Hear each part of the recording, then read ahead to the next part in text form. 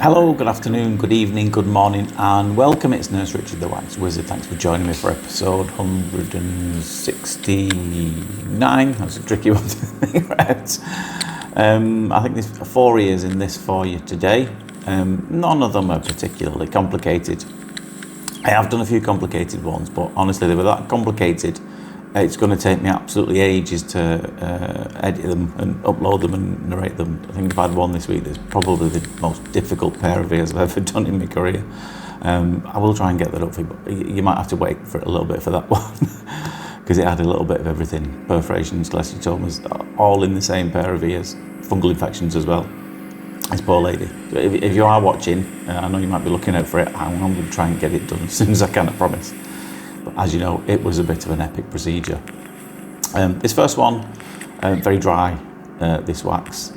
I think it just comes out in 2 pieces. You probably noticed I'm wearing a jumper or a hoodie. It's freezing this morning. It's absolutely Baltic. Not that we've had a very nice summer here in the UK or autumn. We had a little bit of an Indian summer in the autumn. I believe what they call it when it's nice in September, October. Didn't last long, as it never does here. But it is freezing this morning. I could put the heating on, but save energy, save a bit of cash. Why not? I'm one of them who the kids are saying, "Oh, Dad, it's freezing. Get a jumper on." Stick an extra blanket on your bed. Do you know what I mean? Maybe that's just me. Tight as cramp. Some people might call it. Now you can see this other one here. It's it's quite dry and quite sticky, kind of a doughy consistency. And yeah, there is a gap at the top of it. But I thought that if I'm going to get a hook in behind that, which probably could do, when it would drag it forward, because it's stuck to the canal wall, it might be a bit uncomfortable. It might drag it and graze it along the canal wall. So I think the kindest way to do one like this is try and lift it up with a suction tube, and that's what I'm trying to do there. Just having a bit of trouble trying to get a grip with it there so I can lift it up. When you see the tube's not moving, it means you're waiting for the power to build up. I've said this before, but any of you new followers, new subscribers don't understand how it works. When you stick the suction tube on and it forms a perfect seal, the power, essentially you block the tube, and so the power in the machine increases. Same theory if you stick your hand over the top of the hoover, if you take your hoover attachment off and you hold it on, you'll hear the power in the machine increase. So you hold it there for a while, let it build up, and you can start pulling it. And you can see it's worked that. So we've just lifted it up from the bottom, and you can see there was a bit of skin underneath that one.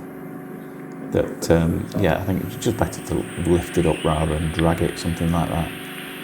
Left a couple of little bits around the edges here, which are not significant, but if you can get rid of them, great, because it'll kind of stop a build-up behind it. I've said in lots of other videos, every last speck is not important. It's a bonus. If you feel you can safely get them, then go for it. And these 2 little bits were right on the outside aspect of the ear, so absolutely no reason why you can't go and get that safely. You see that? This last one, these next 2 ears, I think they're from the same lady. Really small, really narrow.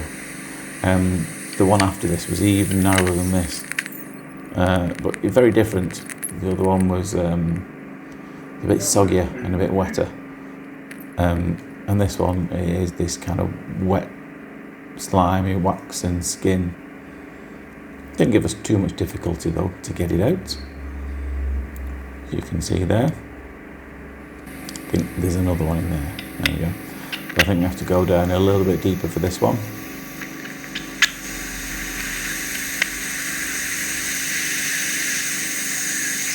Yeah, when they are this narrow, they are difficult to get both the tools in.